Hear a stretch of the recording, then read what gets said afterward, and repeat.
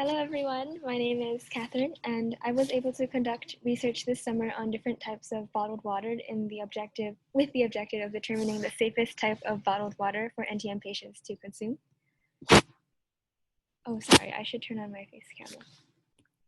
Okay, there we go. Okay, so to begin and introduce the topic a little more, non-tuberculous mycobacteria, or NTM as I will refer to it in this presentation, are a group of environmental organisms that have the potential to severely infect immunocompromised individuals. And this group includes both non-pathogenic and pathogenic species, which is important to note because the study of NTM is still ongoing and we're still discovering many of each category. In any case, there are a few reasons why I decided to use NTM as the focus of my study.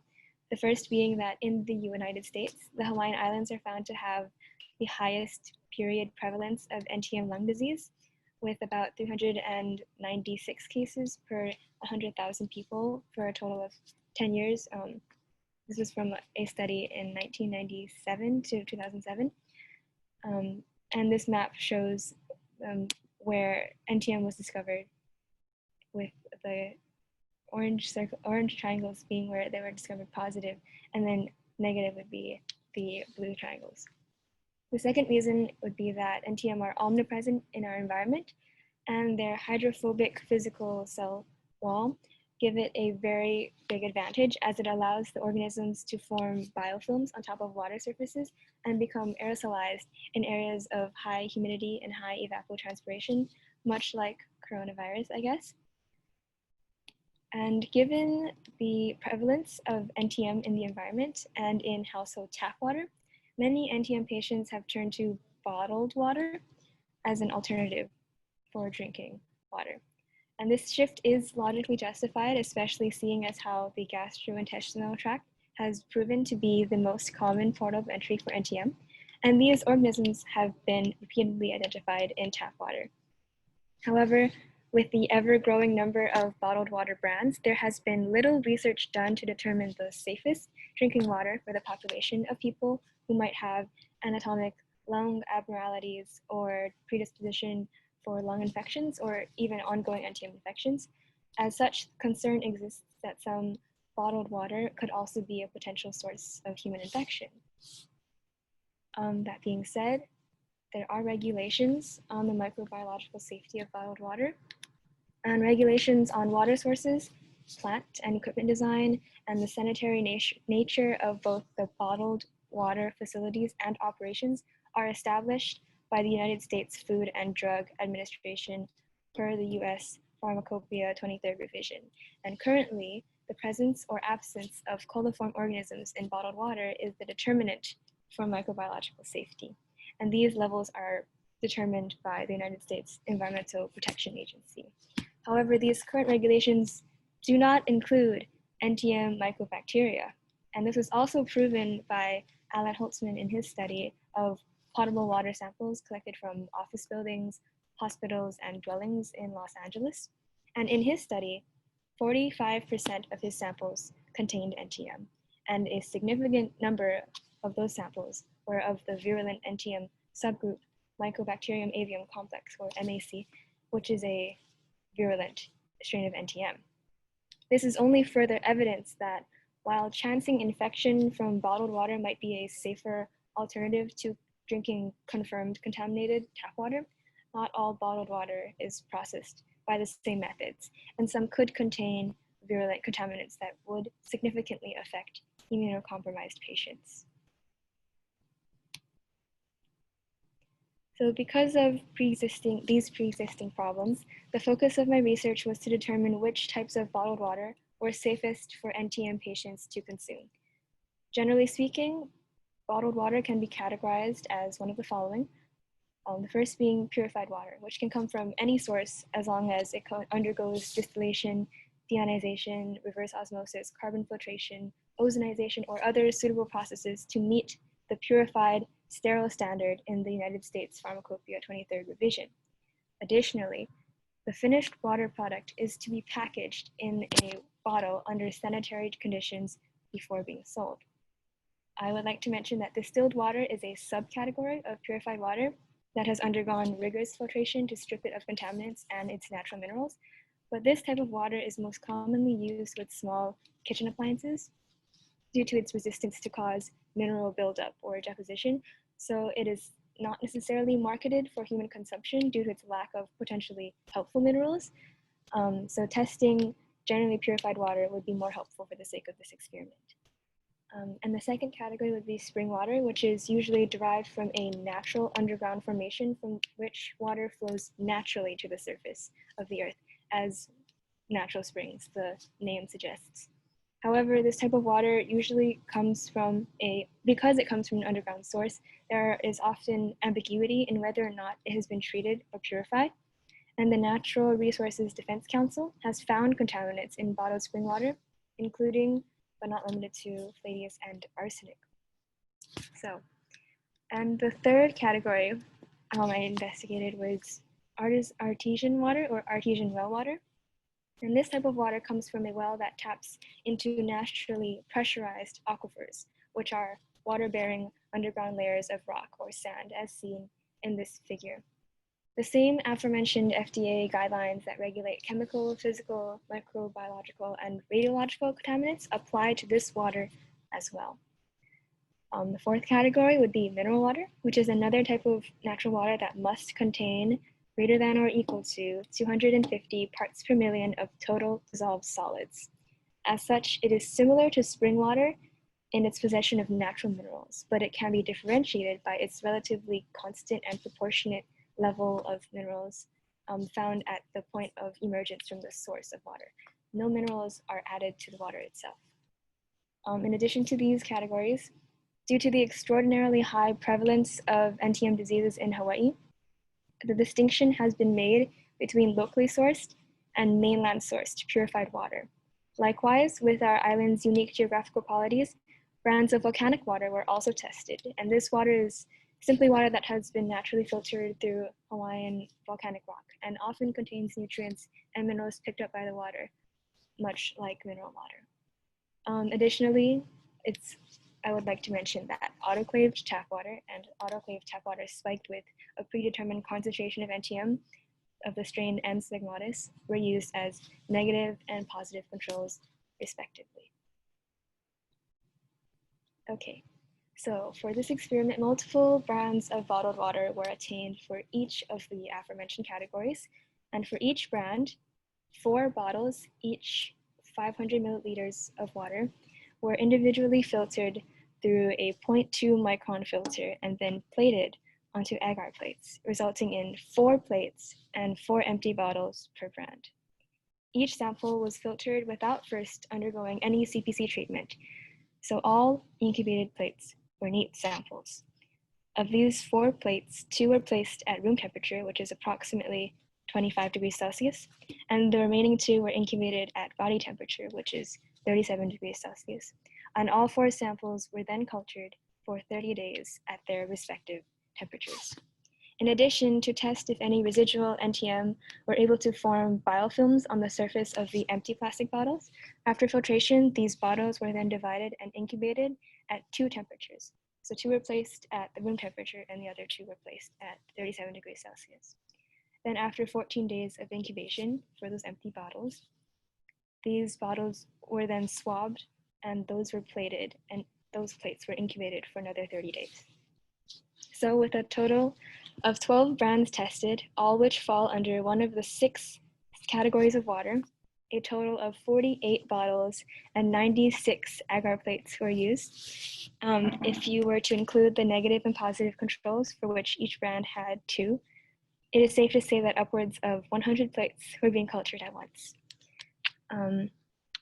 I would also like to mention that the virulent species of NTM pertinent to my research is considered a slow-growing NTM, which takes around 7 days to grow. So in the next few slides, I will show you photos taken at days 1, 3, 5, and 7, just to distinguish between slow and fast-growing organisms. This was especially crucial because all the plates were neat samples, and so other pre-existing microbiological fauna and flora were caught in the filter and simultaneously cultured and allowed to grow. And um, here is an example of the devices that I use. As you can see, I used a 0.2 micron filter. Compared to an earlier study that I mentioned done by Alan Holtzman, he used about a 0.45 micron filter, which could be the reason why he didn't discover as many virulent species, which is why I used a slightly smaller filter size. And the swabbing was done to check for development of biofilm. However, from my plates that were incubated, these proved relatively clean, so I will put out now that it can be concluded that biofilms don't really form on the bottles themselves. And this is the filtration apparatus. Okay. Before sharing the results, here's a bit more background on what types of colony morphology I was looking for when culturing these samples. I like to think of it as like a fried yolk formation because they are slow growers, these NTM often emerge after 4 to 7 days, which is crucial in discovering the organisms and identifying which ones have been cultured. Okay, so for the purified water, it can be concluded that this type of water is relatively clean, both from the Hawaii source and the mainland source. I have displayed temperatures from both temperatures, with 25 being on the left and 37 being on the right. And these were all taken in 2-day intervals. And the reason why I displayed so many for the first type of water was to show how these samples remain clean all the way through this first week of incubation. But on further slides, I'll just mention notable growth, so it won't nearly be as crowded to look at. And for the Hawaii sourced, I would like to mention that there was a little bit of growth, but it could have been caused by contamination from the lab, so that would have to undergo further research. But for the most part, these have all remained clean. The second result, for spring and artesian well water, these both experienced growth, but these were not NTM growth. So the morphology did not match. As you can see, I took a closer picture on day 10 for the artesian well water sample, and it looks more liquidy and potentially gelatinous, which is why you can tell it's nothing close to the morphology that we're looking for. And also worth mentioning is that these photos were taken after 3 days of growth. So these bacterium grew far too quickly to be NTM.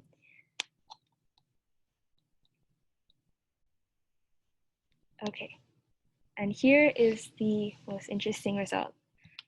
Volcanic water could possibly be NTM. I had to repeat the samples. I had to repeat testing of these two samples to confirm, but both times they showed this type of fried yolk growth, which is potentially NTM. I will explain later why I cannot confirm it to be NTM, but in either case, both formed similar types of fried yolk growths, which is why it can be concluded that these are likely NTM. And then for the mineral water, no results were shown, so they were clean. And this leads to my final conclusion, which I guess is safe to say that out of these 6 types of water, the US mainland and Hawaii sourced are most highly recommended for immunocompromised NTM patients to consume. Nevertheless, even among patients, there are other factors that can facilitate acquisition of NTM organisms, which are environmental. So if you are an NTM patient, I hope you look for more than just bottled water. And I would also like to mention that all of the 6 types of water, they must meet a certain EPA safety regulation. So if you are not immunocompromised, this conclusion probably doesn't apply to you as much, especially seeing as how NTM is present in the environment all the time, and we can fight against it. So this is safe to say that it doesn't apply to people who don't have immunocompromised systems.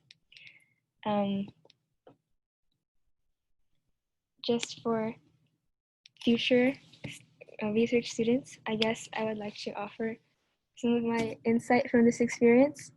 My first piece of advice would be to just get started.